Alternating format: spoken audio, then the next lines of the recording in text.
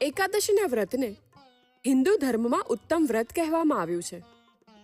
ભગવાન નારાયણ વિષ્ણુને પ્રિય વ્રતોમાં ઉત્તમ એટલે એકાદશીનું વ્રત છે.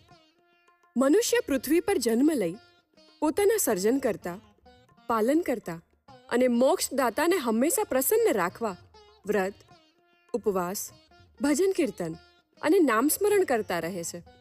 આપણા ઋષિઓ અને મુનિઓએ પણ જપ, તપ, સાધનાની સાથે એકાદશીના વ્રતનો મહિમા ગાયો છે. તેઓ પણ એકાદશીના વ્રત ઉપવાસ કરતા તેવી કથાઓ આપણા શાસ્ત્રો અને પુરાણોમાં મળે છે.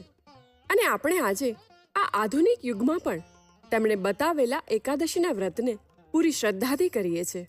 કારણ એકાદશીનું વ્રત કરવાથી ભગવાન નારાયણ આપણને સુખ, શાંતિ, સંપત્તિ અને મુક્તિ આપે છે. મૃત્યુ